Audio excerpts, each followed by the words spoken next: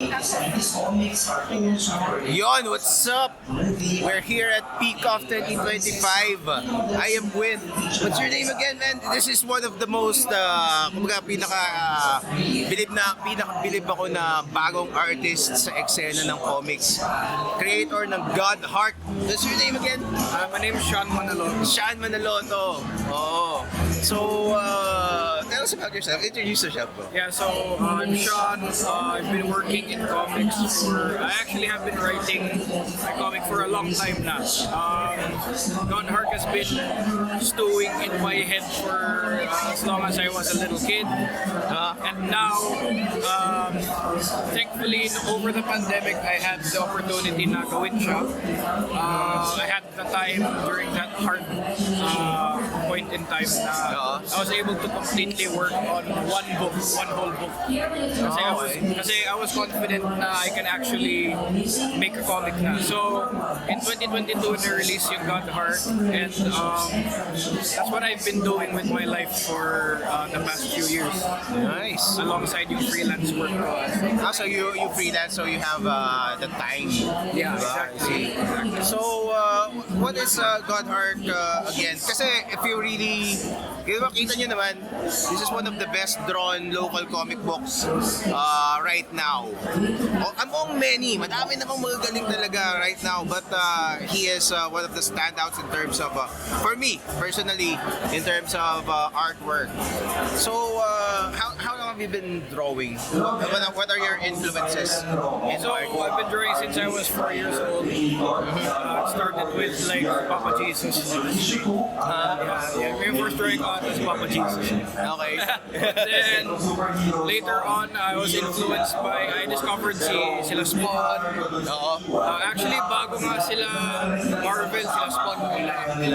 So, it was Spawn, and then it was, yung typical si Superman, Batman. So Western comics. Yeah, it's really Western comics. Only recently have I started implementing a little bit of Eastern comics in my work. Pero I was really raised on Western comics and video games. See, although yung art mo may konting hint ng manga, ng anime manga style, di ba? Yeah. Parang what's that show? Tawag dito yung sa animated show ng sa Netflix. Ano yun? Ang angas nun eh. Castlevania. No. Medyo 3D siya. Ano show yun? Sige. Hindi. A yung ano niya. Nalimutan ko. I'm sorry. Sniper. No! Hindi, ano ba? Ano ba yung Hindi. pinag-usapan Parang natin? anime na animated na sa... Baka yung sa Ragnarok. Hindi. Anyway, basta ganun. Kay Snyder. Hindi. Viking. Anyway, so how about story-wise? What are your influences?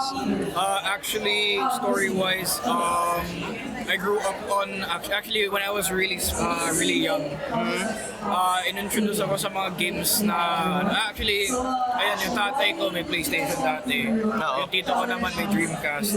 So, I started playing games. Pero yung mga games na nilaro ko dati when I was a kid, they were a little bit too mature for me, especially in terms of dialogue. So we have games like Legacy of Kain, which is a really classic vampire story in terms of like video game talaga siya. Pero the way it's written, very Shakespearean. So I was able to, hindi ko naintindihan Soul dati. River o yung Kain Legacy of Soul Kain? River. O yung isa, di ba, yung kay Kain mismo? Hindi yun, yung Soul River. Yung Soul River, yun. Hindi yung Blood Omen. Yun. Never ko nilaro yun. Ganda rin nun eh. Saka yung una yung previous na yung 2D, ay parang top view. Top view, parang GTA Diablo. 1, Parang Diablo. Diablo din. So, ayun, I was influenced by that. And then I started really liking yung mga British yung sila magsalita sa games. So, ayun, Dragon Age. Oo nga no? Actually, ganda nito kasi halo-halo. May samurai elements, merong parang medieval. Yeah, yung diba? pagkaano ko yun, that's yung influences ko dyan is because yung Japanese culture, yung mythology ng Japan, talagang unique sa akin. Oo. So, I like yung mythology nila more than yung sa Greek, yung sa Norse. Kasi I feel like visually sobrang interesting niya. Oo. So, yeah.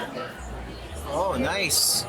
So, how many books have you made already? Actually, Godhark is Yan. my first book talaga. Godhark. There it is. That's the first book I ever came out with. This is a gorgeous book. I have this. Thank you so much. So, started working on it noong 2019 and then natapos siya 2022. Oh. Tell us about self-publishing kasi ang ganda itong ano eh. 'Di ba? Tingnan mo tong libro niya parang ano eh, parang Marvel na parang mga trade paperback talaga eh. Pang national bookstore. Talagang ginastosan mo to. How did you? Sige. Yeah, go ahead. How did you ano yung goal mo when self-publishing? Kasi a lot of artists, hindi naman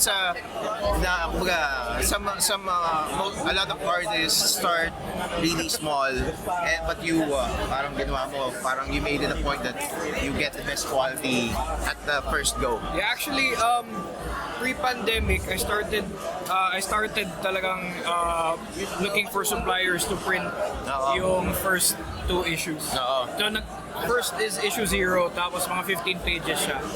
And then, the second issue is issue 1 talaga. Mga 40 pages yun. So I was looking around at self-publishing. Pero over the pandemic, I had time to work on the comic. Tapos umabot ng 200 plus pages. Tapos at the time kasi, pinitch ko siya kay Peacock. Kay Paolo Heras. So, when I had the 200 pages done, I approached si Paolo and I'm part of yung batch ng Peacock eh. So, yun yung like we can get it printed, we can get it published by Peacock talaga. So published siya by Peacock as a book. I see. Pero ito yung mga smaller issues like this one. These are all self-published. These are all Nice. printed. Kasi may supplier kami. So, the smaller ones, yeah, I continue. Kasi sa pandemic, you can't really print kasi walang bibili eh. No one's going outside to buy, di ba? Yeah. Walang mga So, conventions nun. diretso volume na siya. Oo. Tapos na. So, ayun. That's... So how important to you is quality when you're working? Yeah, I really am a huge believer in like double checking and triple checking like how good your book is. Yeah. If it feels right to you. Your standard. Yeah, your standard. Yeah, pero at the same time it's important also to look around to set a bar for yourself, diba? So and then if you go over and if you meet your expectations but go further, it's a sign that you're doing a good job talaga and you will feel like you're improving. Yeah. Kasi I can see that you have kumbaga, hindi mo... I'm sure, how long did you compose this image? Siguro 1 week. 1 week? Yeah. Diba, kita mo? Diba? Kasi makikita mo talaga pinag-isipan eh. You're not just the drawing itself, just the composition and everything and the color, making sure that you show, kumbaga punong-puno sa palaman. Of course, you have the main character over here, and then of course you have the title. Yeah, that's. But you can see that there are lots of things going on. Yeah, can you elaborate on this? Sige, so Sige.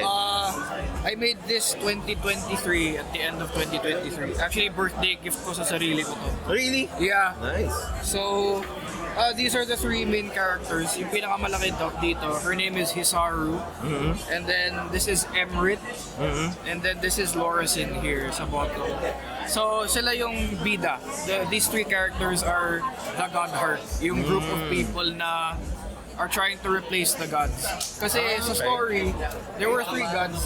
3 gods talaga yung maximum. Pero nagkaroon sila ng gera and they all died. So now, may power vacuum. yes, there is a power vacuum. And also, it doesn't help na yung mga mortals they really sobrang sanay na sila. Na may mga Diyos. So they're trying to replace the gods somehow. Like they're trying all manner of things, alchemy, magic. Yeah.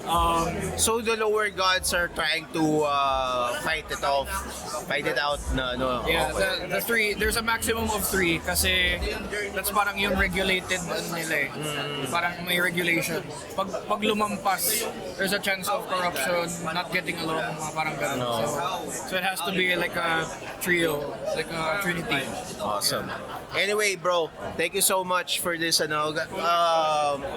If you have new stuff coming out, hit me up. I'll have you in the studio if you want. Sige, no problem. Thank you so much, Jero. Okay, invite them again where to get your books. Okay, so you can get the big book. It's available online sa Secret HQ ng Peacock or Shopee and Lazada ng Peacock or dito sa events. But you can only get the smaller books that I showed earlier at events exclusively. Yeah, because I self-published them. All right. Thank you so much, Sean. Thank you. Yeah, looking forward. I'm a big fan of yours. Okay. Thanks so much.